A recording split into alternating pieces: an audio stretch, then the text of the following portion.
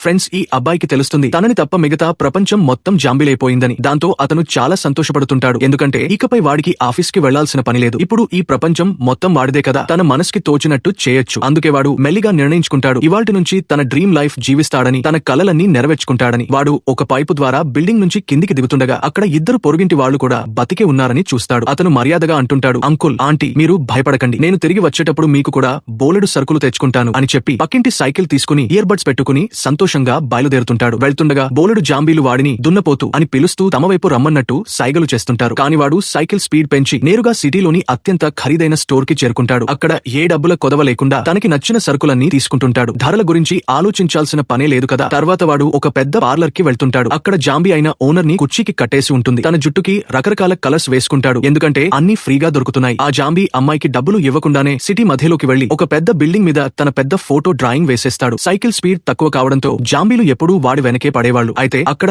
ఒక bullet bike కనిపిస్తుంది. ఇక జాంబీలకి వాడిని పట్టుకోవడం కష్టమైపోతుంది. రాత్రి వాడికి బోర్ కొట్టినప్పుడు ఒక్కడే సిటీ మొత్తం తరపున దీపావళి జరుపుకుంటుంటాడు. తనకి నచ్చిన ఖరీదైన ఫుడ్ తిని ఎప్పుడూ కలలో కూడా ఊహించని లైఫ్ జీవిస్తుంటాడు. కాని వాడు ఒంటరిగా ఉంటాడు. పార్ట్నర్ లేకపోవడంతో బోర్ కొట్టసాగుతుంది. ఒక రోజు ఒక అమ్మాయి నుంచి మెసేజ్ వస్తుంది. తనకి సాయం కావాలని కోరింది. వాడు చాలా సంతోషపడి ఆమె చెప్పిన లొకేషన్ కి నేరుగా వెళ్లిపోతాడు. కాని వాడు వచ్చేటప్పుడు తలుపు తెరిచి ఉంచడం మర్చిపోతాడు. దాంతో ఒక జాంబీ లోపలికి వచ్చి ఆ అమ్మాయిని కరవడానికి వస్తుంది. వాళ్ళిద్దరూ కలిసి ఆ జాంబీని చంపేశారు. కానీ ఆ అమ్మాయి ఇప్పుడు ఇన్ఫెక్ట్ అవుతుంది. ఆమె వాడి మీద దాడి చేయబోతుండగా వాడు ఆ రాత్రి తన ఇంటికి వెళ్తుండగా చూస్తుంటాడు తన పొరుగింటి జంట ఇల్లు కూడా ఖాళీగా ఉంటుంది. బహుశా వాళ్లు కూడా ఇన్ఫెక్ట్ అయ్యారేమో. ఆంటీ గర్భవతి అని తెలిసి వాడి గుండె బద్దలవుతుంది. తన తప్పిదం వల్ల ఆ అమ్మాయి ఇన్ఫెక్ట్ అయినందుకు వాడు బాధపడుతుంటాడు. మరుసటి రోజు ఈ విషయాలన్నీ మర్చిపోయి మళ్లీ సరుకులు తెచ్చుకోవడానికి స్టోర్ కి వెళ్తుంటాడు. అక్కడ ఒక వ్యక్తి వాడి మీద దాడి చేస్తుంటాడు. అతను చెప్తుంటాడు, నేను జాంబీ కాదు అని. అప్పుడు ఆ వ్యక్తి హెల్మెట్ తీసేసరికి అది ఒక చాలా అందమైన అమ్మాయి. వాడు ఆమెను చూసి నోరెళ్లబెట్టాడు. అంతలో జాంబీలు మళ్లీ దాడి చేస్తుంటాయి. ఎందుకంటే వాడు మళ్లీ తలుపు మూసే మర్చిపోతాడు. కానీ ఆ అమ్మాయి చాలా సులభంగా జాంబీలను హ్యాండిల్ చేసేస్తుంది. దీన్ని చూసి వాడు ఇంకా ఇంప్రెస్ అవుతుంటాడు. వాడు ఆ అమ్మాయి వెనకాల వెళ్తూ నన్ను కూడా నీతో తీసుకెళ్ళు అని అడుగుతుంటాడు. కానీ ఆ అమ్మాయి నేను నా రక్షణ నేనే చూసుకోగలను అని చెప్పి వెళ్లిపోతుంది.